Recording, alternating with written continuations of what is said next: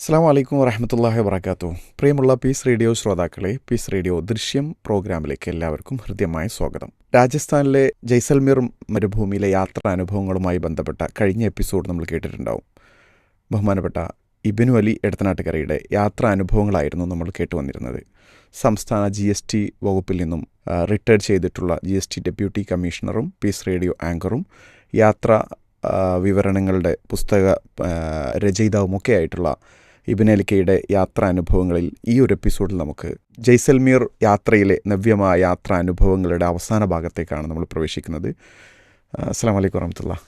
ഇബ്നു അലിക്ക, അപ്പോൾ നമ്മൾ കഴിഞ്ഞ തവണ പറഞ്ഞു വന്നിട്ടുള്ളത് നമ്മൾ ആ ഒട്ടക സവാരി, അതിലെ രസകരമായ അനുഭവങ്ങൾ പറഞ്ഞു വന്നു. നമുക്കിനി ആ ജയ്സൽമീർ യാത്രയുടെ അതിൻ്റെ അവസാന ഭാഗത്തിലേക്ക് പ്രവേശിക്കാൻ തോന്നുന്നു. എന്നിട്ട് പിന്നെ അതിന് ശേഷം പിന്നെ എന്തൊക്കെയായിരുന്നു അവിടുത്തെ പ്രധാന? നമ്മൾ ഒരു രാത്രി ടെൻറ്റിൽ താമസിച്ചു. പിന്നെ അതിരാവിലെ എണീറ്റിട്ട് മരുഭൂമിയുടെ ഒരു വേറൊരു ഭാഗത്തേക്ക് പോയി. താർ മരുഭൂമിയുടെ ഭാഗമാണത്, രാജസ്ഥാനിലെ. പിന്നെ ഒട്ടക സവാരിയാണ് നമ്മൾ കഴിഞ്ഞ എപ്പിസോഡിൽ പറഞ്ഞ് നിർത്തിയത്. അടുത്തത് ജീപ്പ് സവാരിയാണ്. ജീപ്പ് സാധാരണ ജീപ്പിൽ കുറച്ച് നീളമൊക്കെ ഉള്ളൊരു ജീപ്പാണ്. അവർ ഈ ഓഫ് റോഡ് ജീപ്പ് പോലെയുള്ള വലിയൊരു വ്യത്യാസമൊന്നുമില്ല. അപ്പോൾ അത് റെഡിയല്ലേ എന്ന് പറഞ്ഞു, ഓക്കെ എന്ന് പറഞ്ഞ് അങ്ങനെ. ഇതിൻ്റെ ഡ്രൈവറും രാമയ്യ തന്നെയാണ്. അദ്ദേഹം ശരിക്കും രാജസ്ഥാൻകാരനാണ്. അങ്ങനെ എന്തോ ഒരു പേരാണ് പറഞ്ഞത്. ഗോകുൽ എന്നാണ് അഞ്ചൻ്റെ പേര്. പിന്നെ ഈ രാമയ്യ എന്നുള്ള പേര് വേറെ എവിടെയൊക്കെ കേട്ടുന്നതാണല്ലേ. എനിക്ക് തോന്നുന്നു വേറെ എവിടെയൊക്കെ ദൂരത്തുനിന്ന് വന്നിട്ട് ഇവിടെ സംസാരിച്ച ചെറിയ കുട്ടിയൊക്കെ ഉള്ളൂ. പ്രായം ഒരു 60-ൻ്റെയൊക്കെ മുകളിലായിരിക്കും. പക്ഷെ നല്ല ഹൈറ്റൊക്കെ ഉള്ള അവരുടെ ഒരു പരമ്പരാഗത ഡ്രസ്സ് ഉണ്ടല്ലോ, ജുബയൊക്കെ പോലുള്ള സൽവാർ കമ്മീസ് ടൈപ്പ് ഉള്ള അതൊക്കെ ഇട്ടിട്ടുള്ളതാണ്. ജീപ്പിന് പോലെ വെച്ച് റെഡി പറഞ്ഞു. അപ്പോൾ ഞങ്ങളെ ഈ കരച്ചിട്ടൊക്കെ മുമ്പ് ത്രില്ലായിരിക്കണം. ഒട്ടകപ്പുറത്തുള്ള വൈഫിൻ്റെ നിലവിളിയൊക്കെ ആയപ്പോൾ അപ്പോൾ ഏതായാലും പോകാമെന്ന് പറഞ്ഞു. അപ്പോൾ ജീപ്പ് കൊണ്ടുവന്നിട്ട് ആദ്യം ഒരു കാര്യം ചോദിക്കട്ടെ, നേരത്തെ മക്കള് ഒട്ടപ്പുറത്ത് പോയില്ലേ? അവർക്ക് വേറെ പ്രശ്നമില്ല. അവർ വളരെ ഹാപ്പി. പിന്നെ ഓഫ് റോഡ് ആകുമ്പോൾ കുറച്ചുകൂടി അതിനേക്കാൾ താല്പര്യമായിരിക്കും. ശരിക്കും അവരൊക്കെയാണ് നമ്മളെക്കാൾ കൂടുതൽ ആസ്വദിച്ചത്. നമുക്ക് ചെറിയൊരു പേടി ഉണ്ടാവുമല്ലോ, ഒരു പിന്നെ അതുമില്ലല്ലോ. പിന്നെ ജീപ്പ് റെഡിയാണെന്ന് പറഞ്ഞപ്പോൾ ആദ്യമായിട്ട് ചെയ്ത് ജീപ്പിൻ്റെ ഒക്കെ ടയറിൽ നിന്ന് കാറ്റ് കുറേശ്ശെ കളഞ്ഞു. അപ്പോൾ പകുതി കാറ്റൊക്കെ പാടുള്ളൂ എന്ന് പറഞ്ഞു. അപ്പോൾ നമ്മൾ സ്വാഭാവികമായിട്ട് നമ്മൾ കണ്ടിട്ടുള്ള എന്താണ്, കാറ്റ് അടിക്കണതാണല്ലോ. ഇത് കാറ്റ് ഒഴിവാക്കുകയാണ് ചെയ്തത്. അപ്പോൾ ഞങ്ങളെ സംശയം കണ്ടപ്പോൾ ഇവർ പറഞ്ഞു, പിന്നെ മണലിൽ യാത്ര ചെയ്യാൻ കാറ്റ് കുറക്കണം, അല്ലെങ്കിൽ വണ്ടി പാടുമെന്ന് പറഞ്ഞു. ഫ്രണ്ടിൽ ഡ്രൈവറുടെ ക്യാബിനിൽ ഒരാൾക്ക് ഇരിക്കാനുള്ള സ്പേസ് ഉള്ളൂ, ബാക്കിയുള്ള പിന്നിലാണ്, ചെരിഞ്ഞിരിക്കണം. അങ്ങനെ ഒരാൾ വൈഫാണ് തോന്നുന്നു അകത്ത് ഇരുന്നു. പിന്നെ ഞങ്ങളൊക്കെ പാടെ പുറത്തിരുന്നു. അങ്ങനെ പതുക്കെ ഇറങ്ങി കയറി ചാടി അങ്ങനെ പോണ്ട്. പിന്നെ ഇയാൾ പിടുത്തം വിട്ടു, വണ്ടി പറക്കാണ്. അല്ല, ഇത് മരുഭൂമിയിൽ ഇങ്ങനെ കുന്നുകളുണ്ടോ? മരുഭൂമിയിൽ കുന്നുകളും പിന്നെ ഇറക്കം, കയറ്റം, ചെരിഞ്ഞ സ്ഥലം, അങ്ങനെ നമ്മൾ മരണക്കിണറിൽ അങ്ങനെ ചെരിഞ്ഞു കൊടുക്കില്ല. അതിലൂടെ വണ്ടി പോണത്. ഒരു റോഡൊന്നുമില്ല, വണ്ടി പോയുള്ളൊരു റോഡ്. പിന്നെ ഇയാളങ്ങോട്ട് തുടങ്ങി. ഭയങ്കര സ്പീഡ്, ഭയങ്കര ചവിട്ട്. മൂപ്പർക്ക് ഉറപ്പാണതിലൊന്നും പറ്റില്ല, കാരണം അയാൾ സ്ഥിരത ഓടിക്കണല്ലേ.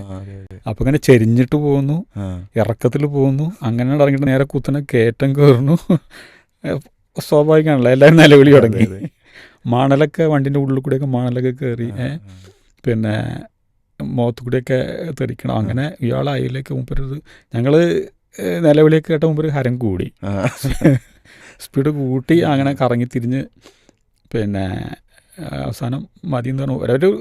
ഒരു പ്രിസ്ക്രൈബ് ടൈം ഉണ്ടാവും, ആ ടൈമിൽ അത് ഓടിച്ചു വന്നു. ഇറങ്ങിയപ്പോഴാണ് ഒന്ന് ശ്വാസം വീണത്. പക്ഷെ നല്ല രസമാണ്. പിന്നെ അങ്ങനെ ആലോചിക്കുമ്പോൾ അത് പിന്നെ ഫുള്ള് മണൽ കൂടി. പിന്നെ ചിലപ്പോൾ വണ്ടി ഓടിയ ആ ടയറിൻ്റെ ഒരു മാർക്ക് മാത്രമേ ഉണ്ടാവൂ, വേറെ റോഡൊന്നുമില്ലല്ലോ. അതിൽ കൂടെ ഇങ്ങനെ പോയിട്ട് മണലിന്റെ കുഴി വേറെ ടീം ഇതുപോലെ ഇഷ്ടംപോലെ ഉണ്ട്. അപ്പോഴേക്ക് വേറെ പോകുന്നുണ്ട്. അപ്പോൾ ഇവർ തമ്മിലൊക്കെ കമ്മ്യൂണിക്കേറ്റ് ചെയ്യും, കൈയൊക്കെ ഇട്ടിട്ട്. പക്ഷെ അതിലെ ഡ്രൈവ് ചെയ്യൽ നല്ലൊരു പ്രയാസമുള്ള ഇതാണ്. പിന്നെ നമുക്ക് പരിചയമില്ലാത്തതുകൊണ്ടുള്ളൊരു ബേജാറും കൂടി ഉണ്ടാവും. അങ്ങനെ ഒന്ന് കറക്കി തിരിച്ച് പിന്നെ കൊണ്ടുവന്ന് നിർത്തി. പിന്നെ നിർത്തിയോട് ഞങ്ങളൊക്കെ ചാടി ഇറങ്ങി. ഒന്നുകൂടി പോകല്ലേ ചോദിച്ചോ, എല്ലാവരും വേണ്ടായിരുന്നു. പക്ഷെ നമുക്ക് ഒരു കോംപ്ലിമെൻ്റ് ഉള്ള നിലക്ക് ഒരു കാര്യം ചെയ്യാം, പിന്നെ ഇങ്ങനത്തെ പിന്നെ പ്രയാസമൊന്നുമില്ലാത്ത സ്ഥലത്ത് കൂടി, നല്ലൊരു സ്ഥലത്ത് കൂടി നിങ്ങളെ കൊണ്ട് വരാറുണ്ട്. കുട്ടികൾ പിന്നെ ഉത്സാഹം കൂടി എന്തായാലും ഒന്നുകൂടി കയറി, ചാട്ടമൊന്നുമില്ലാത്ത നല്ല സ്ഥലത്ത് കൂടി വേറെ ഏരിയ കൂടി ഇങ്ങനെ കൊണ്ടുവന്നിട്ട് നിർത്തി. പിന്നെ അടുത്തുള്ളത് ബൈക്കാണ്, ഉം. ക്വാഡ് ബൈക്ക് എന്നാണ് പറയുക. അത് മണലിക്കൂടി പോകണം, 4 ചക്രമുള്ള. ഉം, ഉം. അത് പിന്നെ ഒരാൾ കയറും, ഒരാൾ ഓടിക്കാൻ അവർ കൂടെ ഉണ്ടാവും ചെയ്യും. ഉം. മക്കളെന്തായാലും പോയി, ഏ. ഞങ്ങൾ രണ്ടാളും മാറി നിന്നു. അതും ഈ പറഞ്ഞ മാതിരി പിന്നെ മിന്നണ സാധനമാണ്. അത് അവര് എന്താ ഒരാൾ കൂടെ ഉണ്ടാവും, ഒരാൾ കൂടെ ബാക്കി- ഉണ്ടാവും. ആ, ആ. ഓടിക്കുന്നത് അവരായിരിക്കും. അല്ല, തുടക്കത്തിലൊക്കെ, പിന്നെ നമുക്ക് ഓടിക്കാം. അത് ശരി. പ്രാക്ടീസ് വേണം കുട്ടികളെ, ബൈക്കൊക്കെ ഓടിക്കൊണ്ട്. എന്തായാലും ഞങ്ങളതിന്ന് മാറി, മക്കള് പോയി. മക്കൾ പോയി. പിന്നെ ഉള്ളത് ഈ പിന്നെ പാരച്യൂട്ട് പോലെ അതുള്ള ഗ്ലൈഡിങ് ഉണ്ട് മുകളിൽ കൂടി, ബലൂൺ. അപ്പൊ ഇപ്പോൾ ആ സമയം എന്ന് പറഞ്ഞു കഴിഞ്ഞാൽ നേരം വെളുത്ത് ബ്രേക്ക്ഫാസ്റ്റ് ഒക്കെ ബ്രേക്ക്ഫാസ്റ്റ് കഴിഞ്ഞിട്ടുള്ള സമയമാണ്. ഒരു പിന്നെ 9 മണി 10 മണിയൊക്കെയാണ് ആ സമയം. അപ്പോഴും തണുപ്പുണ്ടോ? തണുപ്പുണ്ട്, ഉണ്ട്. മണലും കൂടി തണുപ്പൊക്കെയാണ്. പിന്നെ അത് കഴിഞ്ഞ് ഒട്ടകം കഴിഞ്ഞ് ജീപ്പും കഴിഞ്ഞ് കുട്ടികളുടെ ബൈക്കും കഴിഞ്ഞിട്ട് നമ്മൾ പരിപാടി നിർത്താമെന്നൊക്കെ പറഞ്ഞു. ശരിയെന്ന് പറഞ്ഞു. അപ്പോൾ ഫോട്ടോ എടുക്കണം എന്ന് പറഞ്ഞു. കാരണം അവിടുത്തെ ഈ പരമ്പരാഗത വേഷം ധരിച്ചുകൊണ്ടുള്ള ഫോട്ടോ നല്ല രസമാണല്ലോ. ശരിയെന്ന് പറഞ്ഞപ്പോൾ എവിടേക്ക് ഐ ലവ് ജയ്സാൽമീർ എന്നൊക്കെ പറഞ്ഞ ബോർഡൊക്കെ വെച്ച് ഞങ്ങൾ ഈ കറക്കത്തിനിടയിൽ കണ്ടിരുന്നു. അപ്പോൾ ഞങ്ങൾ അങ്ങോട്ട് പറഞ്ഞു പിന്നെ നമുക്ക് ഫോട്ടോ എടുക്കണം എന്ന് പറഞ്ഞു. ശരി പറഞ്ഞു. അങ്ങനെ വീണ്ടും ജീപ്പിൽ കയറ്റിയിട്ട് അവിടേക്ക് കൊണ്ടുപോയി ഞങ്ങളെ. അപ്പോൾ ഒരു പയ്യനാണ് നടത്തുന്നത്. അപ്പോൾ ഈ ജയ്സാൽമീർ ബോർഡ് അവൻ്റെ പ്രൈവറ്റ് പ്രോപ്പർട്ടി. ശരി. അതിന് ഫോട്ടോ എടുക്കാനൊക്കെ ഉള്ള. പിന്നെ അവിടെ ഈ വട്ടത്തിൽ ഇങ്ങനെ കറങ്ങിയിട്ടൊരു ഫോട്ടോ എടുക്കുന്ന ഒരു പരിപാടിയുണ്ട്. ആ ഫോട്ടോ അവൻ എടുത്തു കൊടുക്കും. എന്താ അതിന് പറയാൻ എനിക്കറിയില്ല. നമ്മൾ ഫോട്ടോ എടുത്തിട്ട് ഒരു പീഠത്തിൽ നിന്നിട്ട് ഇങ്ങനെ ഫോട്ടോ എടുക്കുക, ഫീഡ് മൊത്തം കറങ്ങും. പുതിയൊരു ടൈപ്പ് ഒരു വീഡിയോ ആണ്. വീഡിയോ. അതായത് നമ്മൾ സ്റ്റില്ലായിട്ട് നിൽക്കും, ചുറ്റുഭാഗം ഇങ്ങനെ നമ്മളിങ്ങനെ റൗണ്ട് ആയിട്ട് ഇങ്ങനെ. അതെ. അപ്പോൾ നമ്മൾ ആ മരുഭൂമി മൊത്തം ചുറ്റുന്ന അതിൻ്റെ ഒരു കാണും. ശരിയാണ്. അപ്പോൾ പിന്നെ അവരെ ലേഡീസിനും ജെൻസിനൊക്കെയുള്ള ഡ്രസ്സ് ഉണ്ട് അവിടെ. അപ്പോൾ അതൊക്കെ ഇട്ട് പിന്നെ ഫോട്ടോ ഒക്കെ എടുത്ത് ഈ വീഡിയോ ഒക്കെ എടുത്ത് തരണമെങ്കിൽ പൈസ വെച്ചപ്പോൾ ഒരാൾക്ക് 1500 രൂപ. ശരി. പിന്നെ ഈ നമ്മളെ ബയ്യൊക്കെ പറഞ്ഞ് സംസാരിച്ച് അവസാനം എല്ലാവരും കൂടി 1500 രൂപയൊക്കെയാണ് ചെയ്തു തരണം പറഞ്ഞു. പിന്നെ അവർ ആ പരമ്പരാഗത വേഷമൊക്കെ ഇട്ടു. രസമാണ്. ഒരു ആണുങ്ങളുടെ അത്ര കളർഫുൾ അല്ല, ഒരു തലയിൽ കിട്ടും, ഒരു ജുബ്ബ പോലെ ടൈപ്പ്. പഴയ ഒരു അതെ, ഒരു വൈറ്റ് ആൻഡ് വൈറ്റും ഒരു കളർഫുൾ തലയിൽ കിട്ടുകയാണ്. പക്ഷെ സ്ത്രീകളെ ഡ്രസ്സ് നല്ല രസമാണ്. പാവാട പോലെ ഫുള്ള് പിന്നെ ഒരു കവർ ചെയ്ത് മുഖത്തൊക്കെ മൂടിയിട്ടൊക്കെ ഉള്ള ഒരു ടൈപ്പ്. പിന്നെ ആഭരണങ്ങൾ തലയിലുള്ളത്. അത് ഡ്രസ്സൊക്കെ ഇട്ടിട്ട് ഞാൻ വൈഫിനെ കണ്ടിട്ട് തിരിച്ചറിഞ്ഞില്ല. പിന്നെ അതിലൊരു രസം എന്താ വെച്ചാൽ ഇങ്ങനെ ഇത് ഡ്രസ്സ് ഇടലൊരു പണിയാണല്ലോ. അപ്പോൾ അത് ഇവളുടെ ഡ്രസ്സൊക്കെ ഇടാൻ ഇങ്ങനെയൊക്കെ ഉണ്ട്. അപ്പോൾ അതിലൊരു പ്രായമുള്ള 2-3 സ്ത്രീകൾ എല്ലാം നടന്നു പോയി. അപ്പോൾ അവർ ഇത് കണ്ടിട്ട് അവർ വന്ന് പിന്നെ അവളെ ഡ്രസ്സൊക്കെ ഇട്ട് കൊടുക്കാനൊക്കെ അവരൊക്കെ കുറേ സഹായിച്ചു പറയും. ഒരു പാവപ്പെട്ട നല്ല മനുഷ്യർ, കാണാൻ തന്നെ ഒരു ദാരിദ്ര്യം കാര്യങ്ങളൊക്കെ ഉള്ള ആൾക്കാരാണ്. അപ്പം ഫോട്ടോ ഒക്കെ എടുത്ത് കളർഫുള്ളായിട്ട് ഫോട്ടോ ഒക്കെ എടുത്ത് ഞങ്ങൾ തിരിച്ചു വന്നു. ഇവരോട് യാത്ര പറഞ്ഞു. വീണ്ടും ഗോകുലിൻ്റെ വാഹനത്തിൽ കയറിയിട്ട് പിന്നെ ജയ്പൂർ ടൗണിൽ വരുന്നു. പിന്നീടാണ് അവിടുത്തെ ജയ്പൂർ ഫോർട്ട് കാണുന്നത്. നല്ല ഭംഗിയുള്ള ഒരു കോട്ടയാണ്. കുറച്ച് നടന്ന് കയറണം. ഗൈഡുകൾ ഇങ്ങനെ വേണോ ചോദിച്ചുകൊണ്ട് പിന്നാലെ വരും. അതിൽ കുറച്ച് നടന്ന് കയറി ഇങ്ങനെ വളഞ്ഞു തിരിഞ്ഞിങ്ങനെ പോകണം. അതിൻ്റെ തമാശ എന്താ വെച്ചാൽ ഈ കോട്ടക്കകത്ത് കണ്ടമാനം ആളുകൾ താമസിക്കുന്നുണ്ട്. നമ്മൾ പൊതുവെ അങ്ങനെ അല്ലല്ലോ. ജയ്സാൽമീർ കോട്ടയാണ്. ഒരുപാട് ആൾക്കാർ താമസിക്കുന്നുണ്ട്. അല്ല, ഞാൻ ഇങ്ങനെ കേട്ട് ബ്രാഹ്മൺസ്, അതുപോലെ വേറെ പിന്നെ ഈ രാജകുടുംബത്തിൽപ്പെട്ട ടീം, ഇവരൊക്കെ അതിൽ എത്ര 3000-ഓളം ആള് അങ്ങനെ എന്തോന്ന് കേട്ടമായിട്ട് തോന്നുന്നു. ഒരുപാട് ആൾക്കാർ താമസിക്കുന്നുണ്ട്. ജീവിക്കുന്ന കോട്ട എന്നുള്ള എന്തോ ഒരു അതിനെ കുറിച്ച് പറയുന്നു. പിന്നെ ഈ കോട്ടയുടെ പുറത്തുള്ള ഓരോ ഓവൽ ഷേപ്പുള്ള സ്ഥലങ്ങളുണ്ടാവല്ലോ, പുറത്തേക്ക് കാണാനൊക്കെ ഉള്ള അങ്ങനത്തെ ഓരോ സ്ഥലങ്ങളിലും ഓരോ ടീ ഷോപ്പുകൾ പോലെ വെച്ചിട്ടുണ്ട്. അപ്പോൾ അത് സാധാരണ പോലെ ചായക്കടകൾ, പിന്നെ ഇടുങ്ങിയ തെരുവുകൾ, ചില സ്ഥലങ്ങളിൽ ഈ ബൈക്ക് കൊണ്ട് മാത്രമേ പോകാൻ പറ്റുള്ളൂ. ഏകദേശം എത്ര വിസ്തൃതി ഉണ്ടാകും അത്ര പഠിച്ചിട്ടില്ല, എന്നാലും വളരെ വിശാലമാണത്. അത്ര റെഫർ ചെയ്യാത്തുള്ളൊരു ഒരുപാട് അതിൽ പോപ്പുലേഷനൊക്കെ പറയുന്നുണ്ട്. അതിനകത്ത് അമ്പലങ്ങളുണ്ട്, കണ്ടമാനം കടകളുണ്ട്, ഹോട്ടലുകളുണ്ട്. അവിടെ ഒരു ഹോട്ടലിൽ പോയിട്ട് ഞങ്ങൾ ചായ കുടിച്ചു. ചായയുടെ ഇതിനേക്കാൾ അവിടെ നിന്നുള്ള പുറത്തേക്കുള്ള കാഴ്ചകൾ രസമാണ്. ടൗണുകൾ, അതിലുള്ള കാഴ്ച. അത് ഒരു പഴയ രാജവംശം താമസിച്ചിരുന്ന കൊട്ടാരമാണത്. കൊട്ടാരമാണ്, കോട്ടയാണ്. അത് പിന്നീട് അവരുടെ സഹായികൾ, അതേപോലെ അവർക്ക് പിന്നെ പണിയെടുക്കാൻ വന്ന ആളുകളൊക്കെ പിന്നീട് അവിടെ സ്ഥിരം താമസമാക്കി. ഒരു നല്ല രസമുള്ള ഏരിയയാണ്. പുറത്തേക്കുള്ള കാഴ്ചകളാണ് അതിൽ ഏറ്റവും കൂടുതൽ ഭംഗിയുള്ളത്. ഞാൻ എൻ്റെ വീഡിയോയിൽ കണ്ടതിലേ, ഞാൻ അങ്ങനെ ജസ്റ്റ് വീഡിയോയിൽ കണ്ടതിൽ നമ്മളിവിടുത്തെ ഓട്ടോറിക്ഷ അല്ലേ, ആ ഓട്ടോറിക്ഷയിൽ ആൾക്കാരങ്ങനെ ഓട്ടോറിക്ഷയിൽ പോകുന്നുണ്ട്, നടന്നു പോകുന്നുണ്ട്, പിന്നെ ബൈക്കിൽ കൊണ്ടുപോകുന്നുണ്ട്. അതിൽ ഒരു രസമുള്ളൊരു സംഗതി പറയുമ്പോൾ ഈ പിന്നെ അവിടുത്തെ പ്രാദേശിക വസ്ത്രമൊക്കെ എടുത്തിട്ട് 2 ആൾക്കാർ സംഗീതോപകരണമൊക്കെ ആയിട്ട് പാടുന്നുണ്ട്. അപ്പോൾ ഇങ്ങനെ അവരിങ്ങനെ ഒരാൾ കൊട്ടുന്നുണ്ട്, ഒരാൾ എന്തോ വീണ പോലെ എന്തോ ഒരു സാധനം വായിക്കുന്നുണ്ട്. അപ്പോൾ ആൾക്കാരിങ്ങനെ നടന്നു പോകുമ്പോൾ അവർക്ക് അറിയാം ഏത് രാജ്യക്കാരാണെന്ന്. അപ്പോൾ ആ രാജ്യത്തിൻ്റെ പേര് വിളിച്ചിട്ട് വിളിക്കും, എന്നിട്ട് വന്നിട്ട് അടുത്തിരിക്കാൻ പറയും. പിന്നെ അവരെ പാട്ട് പാടും, അവരുടെ പാട്ട് പാടും. ഓരോ രാജ്യത്തിൻ്റെ. അപ്പോൾ ഞങ്ങൾ ഇപ്പോൾ കേരള എന്ന് ചോദിച്ചു കണ്ടപ്പോൾ തന്നെ. അപ്പോൾ എന്ന് പറഞ്ഞു. പിന്നെ കുട്ടനാടൻ പുഞ്ചയിലെ കൊച്ചു പെണ്ണ് കുയിലളർന്ന ആ പാട്ടുണ്ട്. അതിൻ്റെ ഒരു ആക്സെൻ്റ് ഒന്നും ശരിയല്ലെങ്കിലും ആ പാട്ടൊക്കെ പാടി ചെറിയൊരു പിരിവാണ് ലക്ഷ്യം. പാത്രമൊക്കെ വെച്ചിട്ടുണ്ട്. അങ്ങനെ അവിടുന്ന് ചായ കുടിച്ചിട്ട് തിരിച്ചു വന്നു.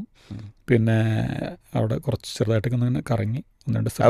ആ കോട്ടൻ്റെ അകത്തിരുന്ന താഴെ ഫുള്ള് ആ നഗരം മൊത്തം കാണാൻ പറ്റും. പിന്നെ പുറത്തിറങ്ങിയിട്ട് അവിടെ വേറെ ഒരു ലേക്ക് ഉണ്ട്. അവിടെ പോയി കുറച്ച് സ്ട്രീറ്റിൽ നിന്ന് ബാഗുകളൊക്കെ, ഒട്ടകത്തിൻ്റെ തോല് കൊണ്ടുണ്ടാക്കിയിട്ടുള്ള ബാഗുകളൊക്കെ ഉണ്ട്, അത് വാങ്ങിച്ചു. പിന്നെ വൈകുന്നേരം ഫ്ലൈറ്റ്, ഞങ്ങൾ തിരിച്ച് പോക്ക് വൈകുന്നേരമാണ്, 8 മണിക്കും തോന്നുന്നു രാത്രി തോന്നുന്നുണ്ട്. അപ്പോൾ ഇടക്കിടക്ക് കൈകൊണ്ട് കാണിക്കാൻ തുടങ്ങി, നമുക്ക് ഒരു വൈകണ്ടെന്ന് പറഞ്ഞ്. അല്ല, അന്ന് രാത്രി പിറ്റേ ദിവസമാണ് കേട്ടോ. അന്ന് രാത്രി പിന്നീട് ഞങ്ങൾ ടൗണിലാണ് താമസിക്കുന്നത്. ശരി. ജയ്സാൽമീർ ടൗണിൽ ബുക്ക് ചെയ്തിരുന്നു. കുറച്ചൊരു ഇടുങ്ങിയ ഒരു സ്ഥലത്തായിരുന്നു, വളരെ പഴക്കമുള്ള ഒരു കെട്ടിടം. അപ്പോൾ എന്നാലും അതിൻ്റെ ഒരു പൗരാണികതയൊക്കെ നമുക്ക് രസമുള്ളൊരു സ്ഥലമാണ്. പിന്നെ രാത്രി അടുത്തൊരു ഹോട്ടലിൽ അവരുടെ ഫുഡുണ്ട്, നോൺ വെജ് മാത്രമേ ഉള്ളൂ. അപ്പോൾ അവിടുത്തെ ഒരു ഫേമസ് ആയിട്ടുള്ള നോൺ വെജ് സ്ഥാപനമുണ്ട് പറഞ്ഞ് അവിടേക്ക് ഹോട്ടലുകാരനൊക്കെ വിളിച്ച് പറഞ്ഞ് ഞങ്ങൾ അവിടെ പോയി ഭക്ഷണം കഴിച്ച് ഉറങ്ങി. പിറ്റേ ദിവസം രാവിലെ തിരിച്ചുള്ള യാത്രയാണ്. പിന്നെ എങ്ങനെ തിരിച്ചുള്ള യാത്ര എങ്ങനെയാണ് അവിടുന്ന്? പിന്നെ രാവിലെ അവിടുന്ന് ബ്രേക്ക്ഫാസ്റ്റൊക്കെ കഴിച്ചിട്ട് ഇറങ്ങി. അതിൽ പിന്നെ നമ്മൾ ഐത്തറിയിൽ പെടാത്ത ഒരു സ്ഥലം കൂടി അവിടെ മൂപ്പര് കാണിച്ചു. നമ്മളെ ഗോകുലിൻ്റെ പ്രത്യേക ഒരു കോംപ്ലിമെൻ്റുള്ള നിലക്ക് വാർ മ്യൂസിയം, യുദ്ധത്തിൻ്റെ ഒരു സ്മാരകം. അതെവിടെ? ഈ ജയ്സാൽമീറിൽ നമ്മൾ ജയ്സാൽമീറിൽ നിന്ന് ജയ്പൂരിൽ നിന്ന് നമ്മൾ മടങ്ങിപ്പോരുന്ന റൂട്ടിലാണ് നമ്മൾ വീണ്ടും. പിന്നെ ജോധ്പൂരിലേക്കാണ് പോകുന്നത്. ജോധ്പൂരിലാണ് നമ്മുടെ ഫ്ലൈറ്റ്, എയർപോർട്ട്. അവിടെ നിന്നാണ് ടിക്കറ്റ് ബുക്ക് ചെയ്തിട്ടുള്ളത്. വാർ മ്യൂസിയം ഒരു കോംപ്ലിമെൻ്റാണ് പറഞ്ഞല്ലേ, നമ്മൾ ഐറ്ററിനറിയിൽ പെടാത്ത സംഗതിയാണ്. അപ്പോൾ അതിൽ കുറച്ച് വൈകിട്ട് തുറക്കുന്നുള്ളൂ, 9 മണിക്ക് എന്താവും. ഞങ്ങൾ തുറക്കുന്നതിന് ജസ്റ്റ് മുമ്പ് എത്തി, ഈ ടൈം അഡ്ജസ്റ്റ് ചെയ്യാൻ വേണ്ടിയിട്ട്. അപ്പോൾ അതിൻ്റെ തിരക്കൊക്കെ ആയി വരുന്നുള്ളൂ. ടിക്കറ്റ് എടുത്ത് അവിടെ നോക്കുമ്പോൾ അവിടെ ഒരു മലയാളി സ്റ്റാഫുണ്ട്. അപ്പോൾ കാര്യങ്ങൾ ചുരുക്കിയിട്ടൊന്ന് പറഞ്ഞു തന്നു.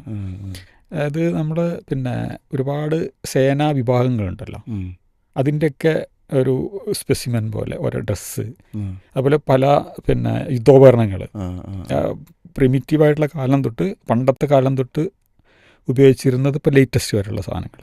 അപ്പോൾ അതിൽ സ്റ്റൺ ഗണ്ണ് വരെയുള്ള തോക്ക് തൊട്ട് സാധാരണ തോക്ക് പോലെയൊക്കെ ഉണ്ട്. അതേപോലെ സൈക്കിളിൽ പിന്നെ യാത്ര ചെയ്തിരുന്ന പട്ടാളക്കാരുടെ ആ ഒരു ഇത് തൊട്ടിട്ട് പുതിയത് വരെയുള്ള കമാൻഡോസ് എൻ്റെ ആ ഒരു ഡ്രസ്സ് ബ്രിട്ടീഷുകാർ കാലം മുതലുള്ള തന്നെ ഉണ്ട്. ഇന്ത്യയുടെ പണ്ട് മുതലുള്ള പ്രാദേശിക തലത്തിലുള്ള ബ്രിട്ടീഷുകാർ വരുന്നതിന് മുമ്പുള്ള കാലം തൊട്ടുള്ള ഇപ്പോൾ ആധുനിക രീതികളിൽ. അതുപോലെ തന്നെ അതിൽ മറൈൻ വിഭാഗത്തിൻ്റെ വേറെ, ഓരോ ആർമിയുടെ വേറെ, അങ്ങനെ ഓരോതിന് പ്രത്യേകിച്ച് അതിൻ്റെയൊക്കെ പിന്നെ രൂപങ്ങൾ ഉണ്ടാക്കി വെച്ചിട്ടുണ്ട്. അപ്പോൾ അതിൻ്റെ അടുത്തൊക്കെ പോയി ഫോട്ടോ എടുക്കുക. അതേപോലെ പുറത്ത് പിന്നെ വിമാനത്തിൻ്റെയൊക്കെ ചെറിയ രൂപങ്ങൾ, ടാങ്കുകളുടെ യുദ്ധവിമാനങ്ങളിലേക്ക്, ടാങ്കുകളിലേക്ക് കുപ്പികൾ, അത് പുറത്ത്. അകത്ത് സ്റ്റേഡിയം പിന്നെ മ്യൂസിയത്തിനകത്ത് ഈ പറഞ്ഞ ഡ്രസ്സും കാര്യങ്ങളൊക്കെ ഉള്ള അതാണ് വാർ മ്യൂസിയം. ശരിക്കും വാറിൻ്റെ മ്യൂസിയം തന്നെയാണ്. പിന്നെ അവിടെ ഒരു ഷോ ഉണ്ട്.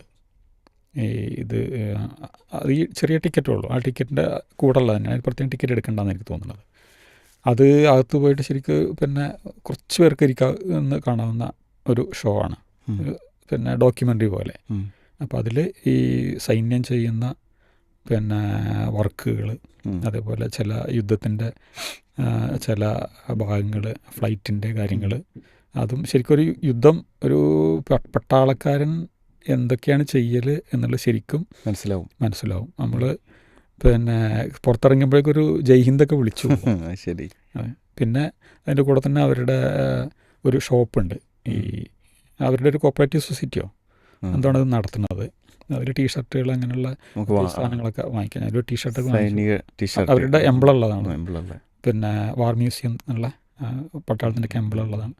പിന്നെ പാത്രങ്ങൾ അങ്ങനെയൊക്കെയുള്ള ഒരു നിങ്ങൾക്ക് യാത്രയിൽ നിന്ന് എന്തെങ്കിലും രാജസ്ഥാനി ഒരു ഓർമ്മകൾക്ക് വേണ്ടിയിട്ടുള്ള എന്തെങ്കിലും സാധനങ്ങളൊക്കെ വാങ്ങിയോ? ഞാൻ ഒരു ഡ്രസ്സ് വാങ്ങിച്ചു, അവിടുന്നൊരു ടീഷർട്ട് വാങ്ങിച്ചു. വൈഫ് പിന്നെ ഡ്രസ്സ് എന്തൊക്കെ സാധനങ്ങളൊക്കെ വാങ്ങിച്ചിരുന്നു അവിടെ നിന്ന്. ക്ലോക്ക് പോലെയൊക്കെയുള്ള സാധനങ്ങൾ, അങ്ങനെയൊക്കെയുള്ള മെമൻറ്റോസ് പോലെയൊക്കെയുള്ള സാധനങ്ങൾ കൂടുതലൊന്നും വല്ലാതെ വാങ്ങിച്ചില്ല. പിന്നെ പൊതുവേ യാത്രയിൽ വല്ലാതെ കാശ് കളഞ്ഞ് പർച്ചേസ് ചെയ്യലില്ല. നമ്മൾ ഓർമ്മക്ക് നിൽക്കാൻ, ഓർമ്മ നിലനിൽക്കാൻ വിലക്കുറഞ്ഞ എന്തെങ്കിലുമൊക്കെയാണ് കാര്യമായിട്ട് വാങ്ങാറുള്ളൂ. പിന്നെ അവിടുന്ന് ഫ്ലൈറ്റ് വീണ്ടും ഈ പറഞ്ഞ പോലെ ഒരു 250 കിലോമീറ്റർ ബൈ റോഡ്. പിന്നെ ജോധ്പൂരിൽ ടൗണിലേക്ക് എത്താൻ നേരത്തേക്ക് വീണ്ടും ബ്ലോക്കുകൾ തുടങ്ങി. അപ്പോൾ ഞങ്ങൾക്ക് തന്നെ ഒരു ആശങ്ക സമയത്തേക്ക് ഫ്ലൈറ്റിന് എത്തില്ല എന്നുള്ളത്. ഫ്ലൈറ്റിന് ടൈം എപ്പോഴാണ് പറഞ്ഞത്? 8:30 രാത്രി 8:30. അപ്പോൾ റോഡ് ബ്ലോക്കായത് ഇപ്പോൾ മൂപ്പര് കൈ കൊണ്ട് കാണിച്ചു നിങ്ങളവിടെ എത്തിച്ചേരുന്നുള്ള രൂപത്തിൽ. പിന്നെ ഗൂഗിളിൽ കാണുന്നത് നമ്മൾ കാണാത്ത ഊട് വഴി കൂടെയൊക്കെയാണ് പിന്നെയുള്ള യാത്ര. മെയിൻ റോഡുകളൊക്കെ മൊത്തം ഒഴിവാക്കി. എന്തായാലും ആ പറഞ്ഞതിൻ്റെ ഒരു 5 മിനിറ്റ് മുമ്പ് ആൾ എയർപോർട്ടിൽ എത്തിച്ചു. പിന്നെ അപ്പോൾ നമ്മളൊരു ടിപ്പൊക്കെ കൊടുത്തു, ഒരു 500 രൂപ എന്തൊക്കെയാണ് കൊടുത്തത് തോന്നുന്നു. പക്ഷെ ആൾ വാങ്ങാൻ പിടിച്ചു. സാധാരണഗതിയിൽ നമ്മൾ ചോദിച്ചു വാങ്ങും ചെയ്യാം. ഇതുപിന്നെ കൊടുത്തത് വേണ്ടാന്നൊക്കെ പറഞ്ഞു പിന്നെ മടിച്ച് കൊടുത്ത പൈസ എത്രയാണെന്ന് പോലും നോക്കാതെ പോക്കറ്റിലോട്ട് പോയി. അങ്ങനെ ഒരു യാത്രയുടെ ഒരു സമാപനമാണ്. തിരിച്ച് ഹൈദരാബാദ്, പിന്നെ നെടുമ്പാശ്ശേരി, അല്ല തിരിച്ച് ഞങ്ങൾ ബോംബെ വഴി വന്ന സംശയം. പിന്നെ കണക്ഷൻ ഫ്ലൈറ്റ് ആയിരുന്നു ഹൈദരാബാദിൽ നിന്ന് ബോംബെയിൽ നിന്ന് തിരിച്ച് കൊച്ചി നെടുമ്പാശ്ശേരി. ഈ ഒരു യാത്രയിൽ ഏകദേശം എത്ര എക്സ്പെൻസ് വന്നിട്ടുണ്ടാവും? ഇപ്പോൾ പെട്ടെന്ന് അതൊരു ഓർമ്മ വരുന്നില്ല. പക്ഷെ അതിൽ പ്രധാനമായിട്ടും ഫ്ലൈറ്റിൻ്റെ ചാർജാണ്. അത് പിന്നെ ഡിഫൻസ് ടൈമിനനുസരിച്ചാണല്ലോ, അതിൻ്റെ ഒരു ചാർജാണ്. എനിക്ക് തോന്നുന്നു ഒരു ഫ്ലൈറ്റിന് 10,000. അപ്പോൾ ഫ്ലൈറ്റിന് ഒരു 20,000 വന്നിട്ടുണ്ടെന്നാണ് തോന്നുന്നത്. എല്ലാവർക്കും കൂടെ? അല്ല, ഒരാൾക്ക് എനിക്ക് കൃത്യം ഓർമ്മയില്ല. പിന്നെ നമ്മുടെ ഒരു അനുഭവം, കേരളത്തിലെ യാത്രയ്ക്കുള്ള ചിലവിൻ്റെ ഒരു 1/3 പുറത്തുള്ളൂ. കേരളത്തിലാണ് പൊതുവെ ഈ താമസവും ഭക്ഷണമൊക്കെ എക്സ്പെൻസീവ്. അവിടെ ഒരു സ്റ്റാർ ഫെസിലിറ്റിയുള്ള ഹോട്ടലുകളൊക്കെയാണ് അവർ. നമ്മുടെ അത്ര ഒരു ഗംഭീരമൊന്നും അല്ലെങ്കിൽ പോലും അവിടെയൊക്കെ റേറ്റ് താരതമ്യേന കുറവാണ്. പിന്നെ കാശ്മീർ പോയ സമയത്ത് അവിടെ ഒരു 4-5 ദിവസത്തിന് നമുക്കൊരു 20,000 മൊത്തം ചിലവ് വന്നിട്ടുള്ള ഒരാൾക്ക്. പക്ഷേ ഇവിടെ മൂന്നാർ പോയിട്ട് നമ്മൾ ഒന്ന് യാത്ര ചെയ്ത ഒരു ദിവസം താമസിച്ച് പോരാൻ ആ പൈസ പറ്റില്ല. അതൊരാഴ്ചയൊക്കെ ആയിരുന്നു, 4-5 ദിവസത്തിന്. ചിലവ് താരതമ്യേന നോർത്ത് ഇന്ത്യയിലെ യാത്രകളിൽ പൊതുവെ ചിലവ് കുറവാണ്. ഓക്കെ, അപ്പോൾ ഏതായിരുന്നാലും നമ്മുടെ സമയം നമ്മൾ അവസാനിക്കുകയാണ്. പക്ഷേ നമ്മൾ ആ യാത്രയുടെ ഒരു സൗന്ദര്യവും ഭംഗിയൊക്കെ കേട്ട് ആസ്വദിക്കാവുന്ന രൂപത്തിലുള്ള അനുഭവം നമ്മൾ ഇപ്പോൾ കേൾക്കാൻ കഴിഞ്ഞു. വളരെ മനോഹരമായ ഒരു യാത്രാനുഭവം, ജയ്സാൽമീർ യാത്രകളും അതിലുള്ള കുഞ്ഞു കുഞ്ഞു അനുഭവങ്ങളും. അപ്പോൾ യാത്രകളിൽ നിന്നും നമുക്ക് കൂടുതൽ പ്രചോദനവും അല്ലെങ്കിൽ കൂടുതൽ ആവേശവും ലഭിക്കുന്ന രൂപത്തിലാവണമെങ്കിൽ അതിനെക്കുറിച്ചുള്ള പ്ലാനിങ് കാര്യങ്ങളും പ്രദേശങ്ങൾ കൂടുതൽ കാണുവാനും മനസ്സിലാക്കുവാനും ചിന്തിക്കുവാനൊക്കെ ഉതകുന്നതാവട്ടെ. പീസ് റേഡിയോ ദൃശ്യം പ്രോഗ്രാമിലൂടെ ഇത്തരം പരിപാടികൾ നമ്മൾ സംപ്രേഷണം ചെയ്യുന്നതിൽ ആ നൽകുന്ന ഗുണങ്ങളൊക്കെ കിട്ടുമെന്ന് തന്നെയാണ് വിചാരിക്കുന്നത്. ഇന്നത്തെ ഈ ഒരു എപ്പിസോഡ് നമ്മൾ തൽക്കാലം ഇവിടെ അവസാനിപ്പിക്കാം. ഈ ഒരു ദൃശ്യം പ്രോഗ്രാമിൽ 2-3 എപ്പിസോഡുകളിലൂടെ നമ്മുടെ കൂടെ പങ്കെടുത്ത ഇബ്നു അലിക്കയ്ക്ക് ഹൃദ്യമായ നന്ദി അറിയിക്കുന്നു. എല്ലാ ശ്രോതാക്കൾക്കും ഈ പ്രോഗ്രാം കേട്ടതിൻ്റെ കടപ്പാട് അറിയിച്ചുകൊണ്ട് ഈ ഒരു എപ്പിസോഡ് ഇവിടെ അവസാനിപ്പിക്കുകയാണ്. അടുത്ത ദൃശ്യം പ്രോഗ്രാമിൽ കൂടുതൽ പ്രദേശങ്ങളും വിവരണങ്ങളും യാത്രാനുഭവങ്ങളുമായിട്ട് മറ്റൊരു എപ്പിസോഡിലൂടെ നമുക്ക് വീണ്ടും റേഡിയോയിൽ ഒത്തുകൂടാം. അസ്സലാമു അലൈക്കും വറഹ്മത്തുള്ളാഹി വബറകാതുഹു.